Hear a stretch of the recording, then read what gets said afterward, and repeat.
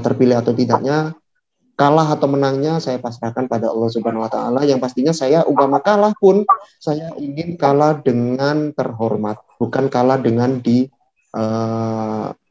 ada permainan gambling di situ.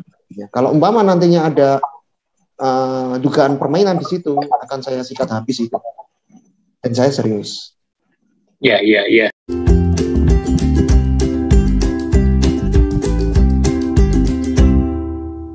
Iya, saya kira mungkin itu dari sekarang sudah mulai sosialisasi mengenai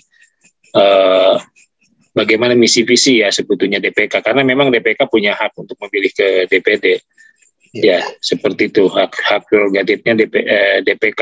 Ada kalau nggak salah 3 suara untuk mengusung ini, dan ada syarat balon ya di situ di DPD-nya. Saya kira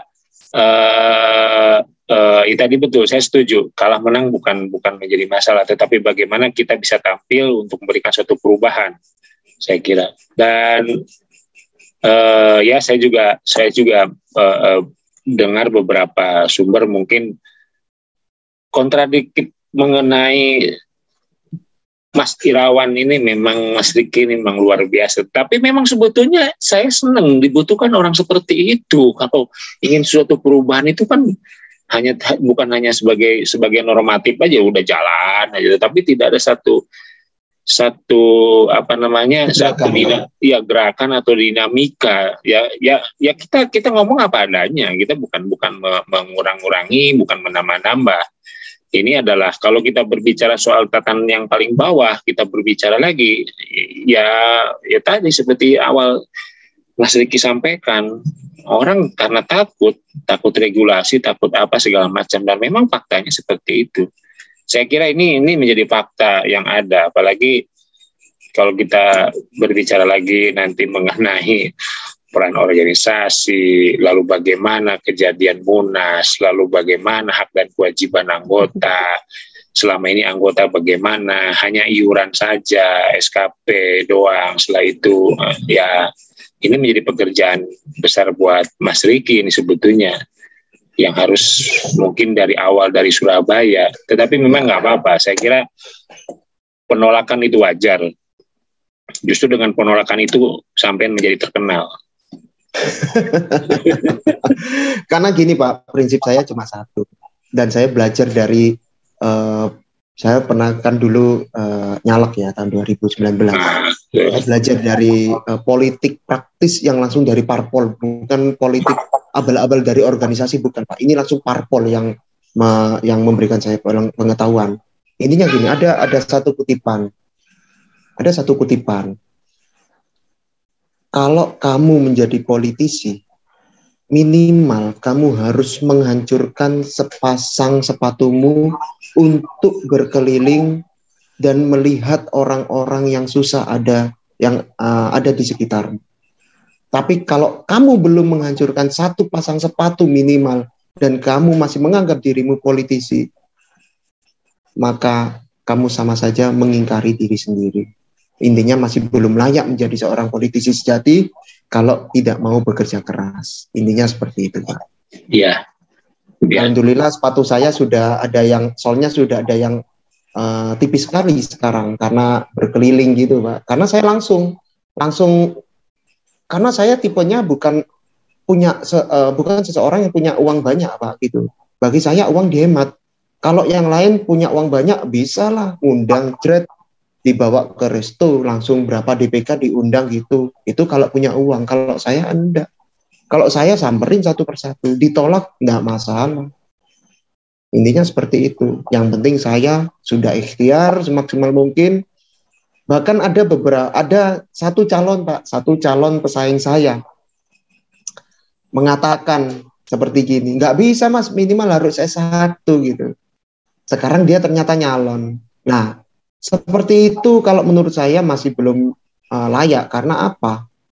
Masih belum memahami ADART, Pak.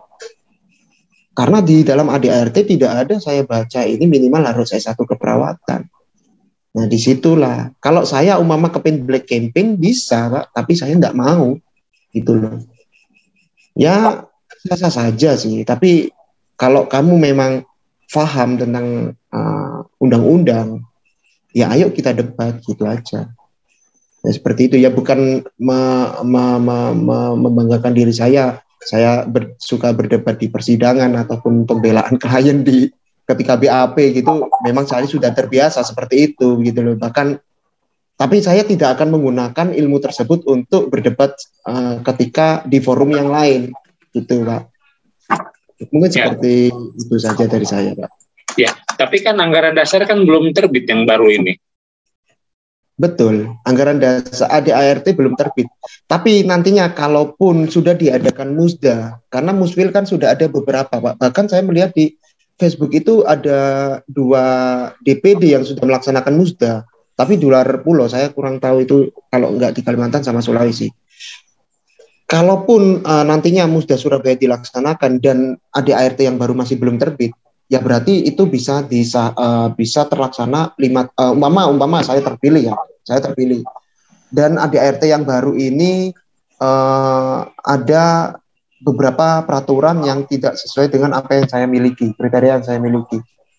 Kalau menurut pandangan saya sebagai di mata hukum, Pak, ya tetap bisa sah karena pengesahan saya kalau saya terpilih menjadi ketua DPD PPNI Surabaya itu lebih dulu daripada ADART yang baru disahkan.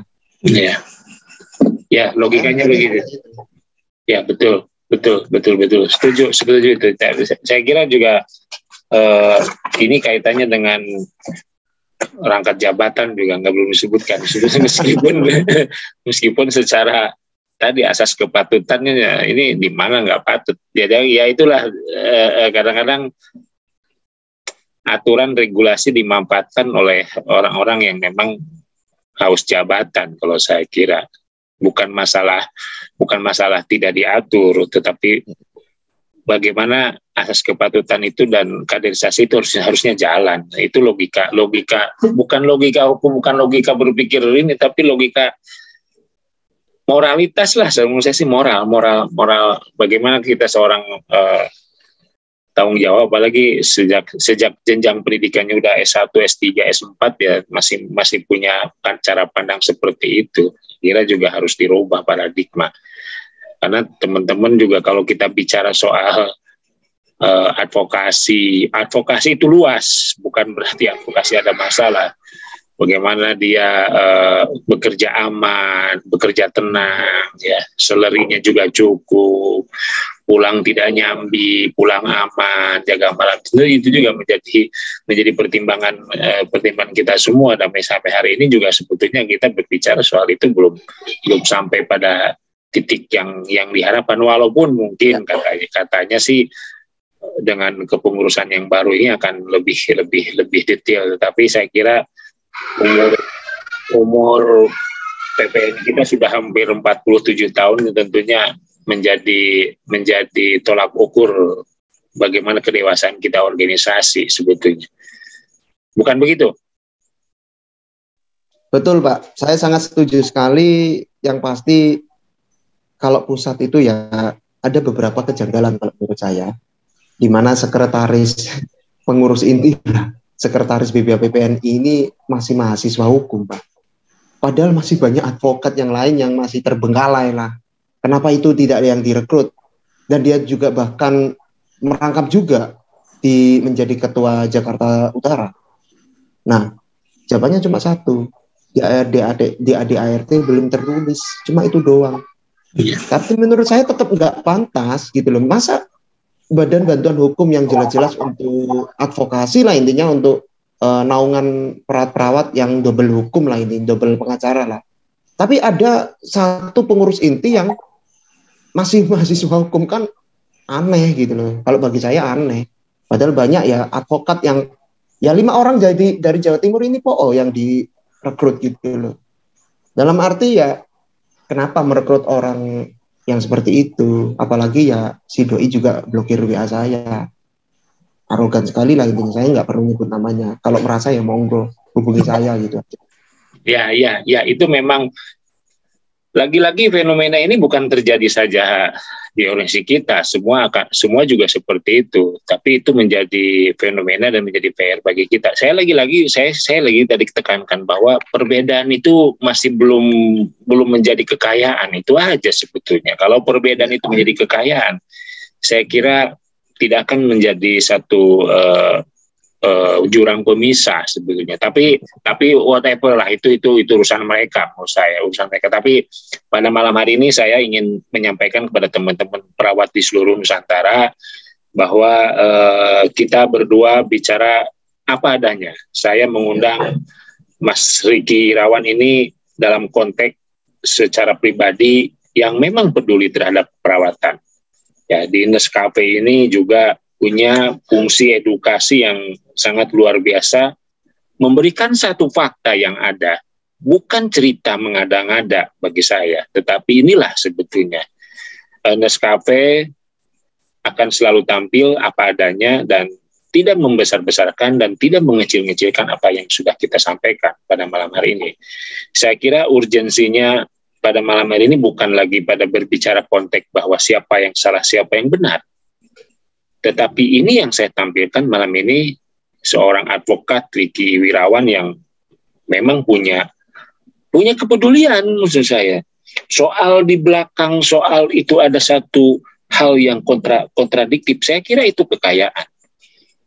Dan ini saya hargai sekali. Bagi saya, musuh yang utama itu bukan musuh teman, tapi musuh itu adalah musuh kebodohan kita sebetulnya.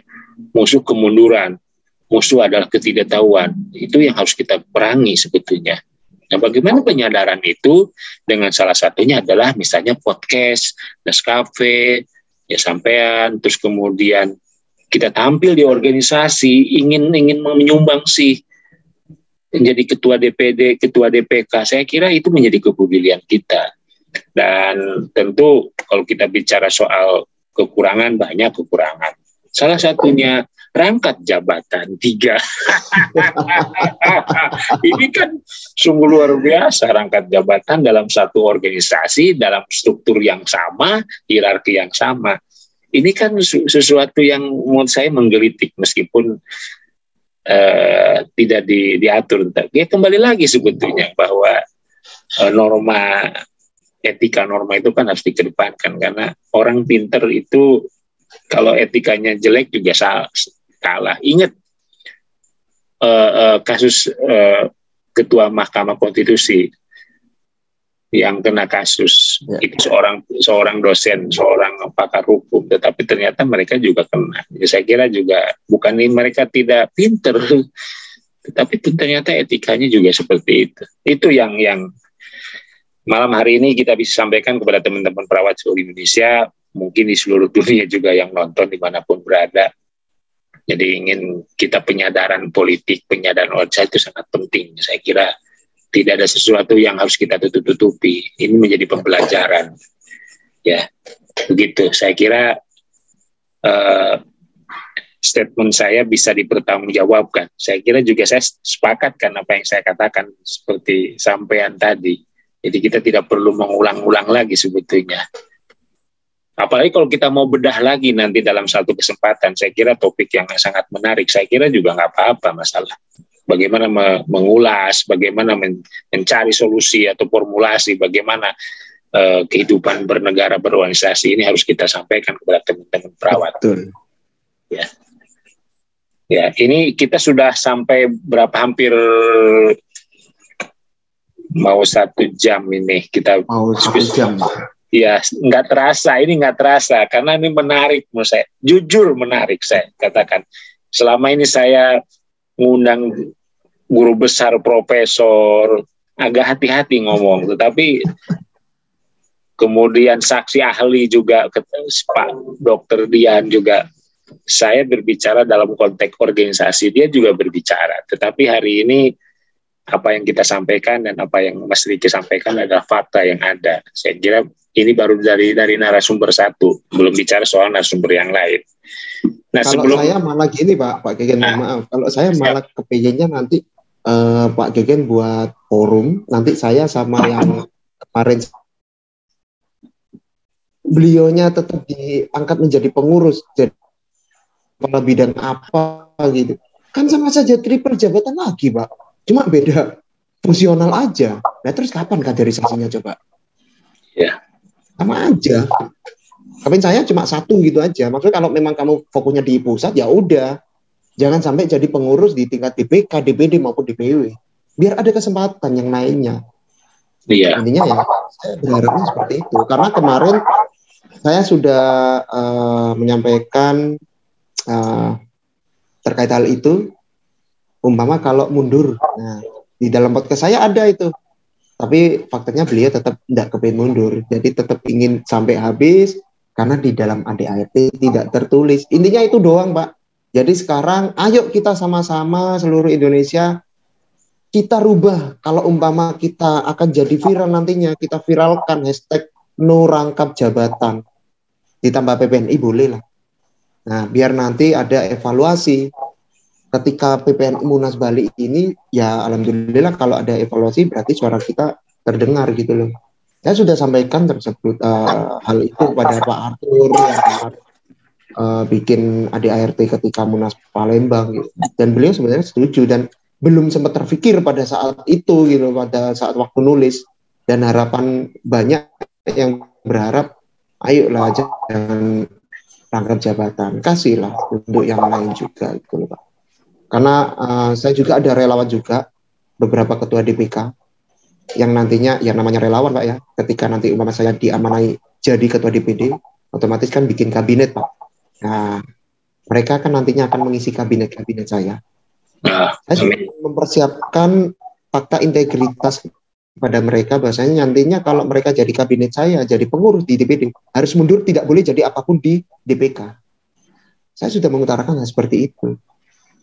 Saya sudah menawari Pak Zulkarnain, Ketua DPK RSUD Dr. Sutomo, dan beliau bersedia. Ya mohon maaf, kalau seniornya jelas senior beliau. Dan alhamdulillah saya diberi tanggapan positif sekali sama beliau gitu. Ada rencana besar saya sama beliau yang nantinya akan bikin organisasi untuk khusus pensiunan perawat. Nah ini lagi kita godok bersama-sama. Kan itu belum ada Pak. Ya. Yang nantinya kalau Mama Pak Gegen, kalau Mama terbentuk di Jakarta bisa Pak Gegen untuk jadi pengurusnya untuk bidang hukumnya dan rekan-rekan yang memiliki background hukum yang perawat dan juga advokat ini juga bisa nanti untuk ngurusi tingkat kota masing-masing untuk organisasi pensiunan perawat ini kan belum ada Pak. Belum. Ya mungkin itu. Belum. Dan pensiunan perawat juga SPK juga banyak. Nah, SPK banyak, masih banyak SPK. Karena memang terkendala regulasi dan sebetulnya mereka juga bukan karena tidak mau sekolah, cuma karena biaya, saya tahu itu. Ya kan, karena sekolah itu kan mahal waktu ya, daripada sekolah lagi uang lebih baik untuk beli susu anaknya, dia bilang begitu. Ada salah satu testimoni juga begitu, teman-teman. Ya baik, Mas Riki Wirawan, ini sebelum saya tutup, ada satu pertanyaan, bagaimana harapan kepada PPNI ini sebenarnya? Saya sekarang sudah bisa terus terang berbicara soal PPNI. Bagaimana sampean sebagai anak muda yang punya cita-cita luhur, harapan PPNI yang sekarang kepengurusan ini, yang baru ini, yang terbentuk secara aklamasi di Munas. Gimana pusat harapan? Atau Jawa Timur, Pak? Saya pusat dulu, karena ini menjadi titik terang kemana-mana akan menjadi jalan, karena pusatnya bagus, tentu ke bawah lebih bagus. Intinya untuk pengurus yang menang secara aklamasi, ayolah kita berpikir untuk lebih mandiri, berpikir untuk lebih cerdas, cermat, dan menggunakan asas dinasti, bukan dinasti, organisasi, demokrasi. Karena ini bukan dinasti, bro. Untuk pengurus yang merasa lah, saya nggak mau nanti nyebut terus kena. Ya kita lihat saja dari semenjak jadi ketua umum kok gelarnya nambah banyak sekali ya. Jadi saya nggak mau menuduh lah. Tapi ya saya ya. Sekarang kan sudah kepilih, ada secara rekonsiliasi. Gimana nih? Tentu kepengurusan yang sekarang kan berbeda dengan pengurusan yang lalu. Kalau menurut saya ya orangnya sama itu aja, cuma beda fungsional aja, Pak. Kalau saya lihat dari strukturnya itu. Karena memang walaupun untuk periode berikutnya mereka tidak memiliki kepentingan ya untuk kepilih lagi, yang pasti kan nggak bisa. Karena kan dalam pasal berapa itu 34 atau 32 itu kan 2 kali 5 tahun ya kan. Tapi ya untuk khusus yang periode sekarang lumayan loh dapat bonus 1,5 tahun loh Pak. Masa COVID kemarin itu yang diundur ya kan. Ya, itu masuk mana itu loh maksudnya? Itu masuk yang bonus itu masuk apa? Nah, seharusnya ya 2020 ya seharusnya ya 2025 bukan 2026. Kalau saya melihatnya seperti itu. Jangan sampai itu dijadikan bonus. Jadi ayolah kita lihat perawat itu bukan cuma golonganmu doang. Perawat itu banyak, Bro. Ayo kaderisasikan mereka-mereka yang memiliki potensi-potensi yang maksimal. Jangan mereka yang memiliki potensi maksimal namun mereka kamu anggap sebagai oposisi, kamu membuangnya cuma-cuma seperti itu. Karena nantinya mereka-mereka lah yang menggantikan posisimu ketika kamu sudah tua. Dan nggak semuanya itu abadi, regenerasi itu harus ada, tetap jaga persatuan, jangan memanfaatkan jabatanmu walaupun ketua umum. Intinya ya siapa ya? Ya situlah Pak, saya tidak bisa berkomentar. Intinya pokok permasalahannya ada di situ. Jangan terlalu arogan, karena banyak saya melihat pengurus pusat ini yang arogan, gitu Pak. Yang blokir saya ini saya kategorikan arogan. Ya jujur ya, saya boleh sebut nggak kira-kira karena undang-undang nggak saya kalau ngomong yang blokir nomor saya? Nggak usah. Itu namanya. Nggak usah itu urusan pribadi aja, nanti selesaikan secara. Tapi secara asas kepatutan nggak patut loh Pak itu Pak, nggak pantas loh. Ya, saya kira anggota. Saya kira itu kan karena asas perbedaan yang tidak bisa diterima sebetulnya, kan kembali lagi diskusi itu bahwa perbedaan itu harus menjadi kekayaan. Cuman mungkin cara pandang, cara terima ini yang mungkin ada orang yang merasa bahwa lu komunikasinya kurang bagus, lu merasa saya di ini sehingga diblokir. Saya kira itu yang menjadi titik permasalahan yang dibawa ke ranah pribadi. Sebetulnya itu bukan ranah pribadi, sebenarnya ranah organisasi. Walaupun kita membawa misi organisasi, tetapi mungkin tidak semua orang cara kita menyampaikan bisa diterima. Saya seperti itu. Betul. Saya kira ini ini tentu kan ini harapan yang kepada pengurus yang sekarang terpilih ya nggak masalah itu mau bonus 1,5 tahun, mau cara apapun, tetapi secara legalnya kan sudah terpilih, titik, sah ya kan. Ya.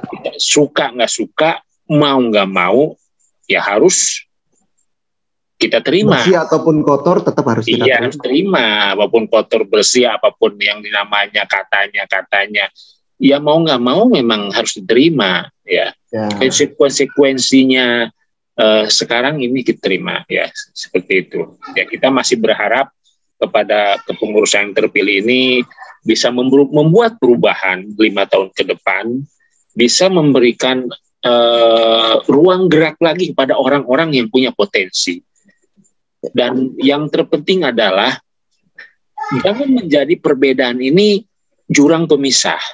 Perbedaan ini menjadi kekayaan. Itu sebetulnya. Tetapi bagaimana perbedaan itu dikemas sehingga menjadi satu kekayaan yang luar biasa. Sebetulnya itu sebetulnya. Bagi saya hidup sebagai perawat bukan dari organisasi kok. Saya hidup dari gaji orang lain di rumah sakit kok. Kalau saya jujur, saya nggak ikut perawat juga nggak masalah misalnya, ya kan. Tetapi kan itu juga bukan seorang negarawan yang kita mengatakan junjung asas keadilan demokrasi.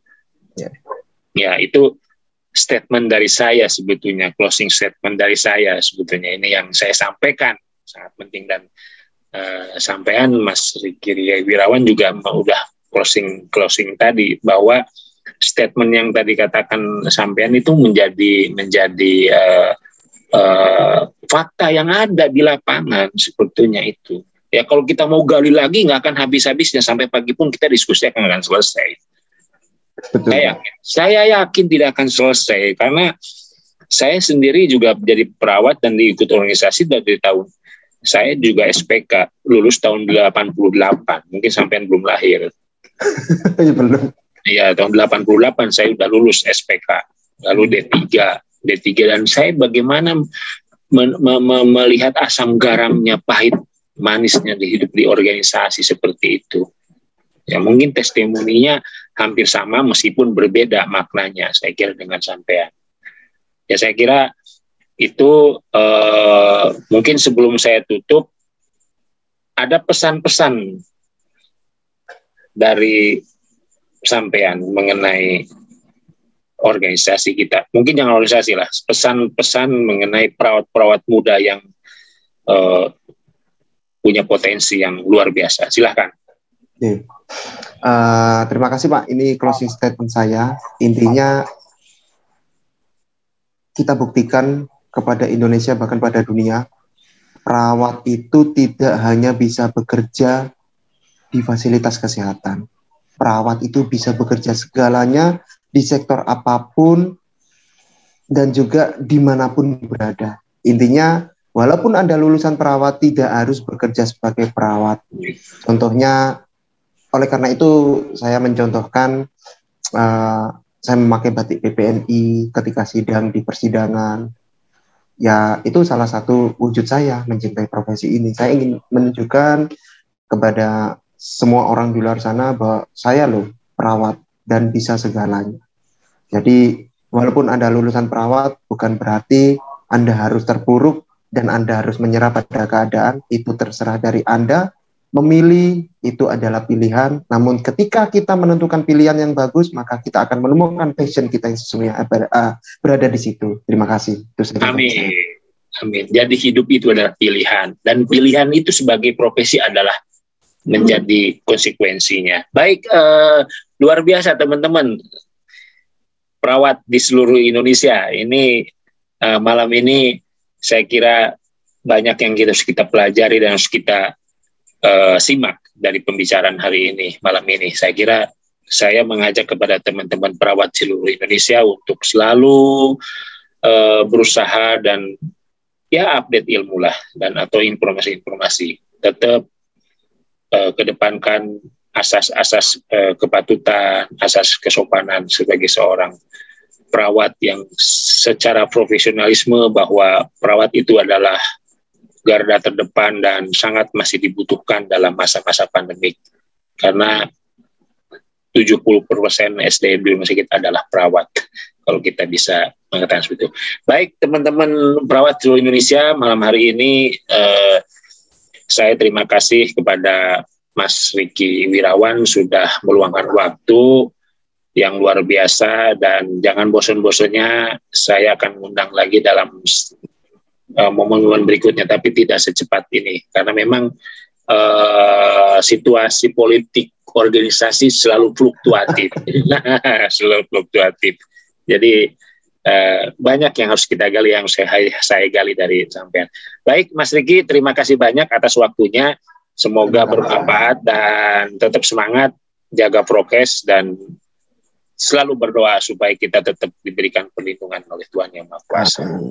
Amin. Baik, saya akhiri dengan selamat malam. Terima kasih semuanya atas. Terima kasih. Dan jangan lupa tetap subscribe, like, dan komen. Itu yang penting. Baik, Mas Riki, saya tutup. Selamat malam. Semoga malam ini menjadi malam yang banyak kenangan bagi kita semua. Sukses terus Nurse Cafe. Oke, sukses juga bagi Mas Riki.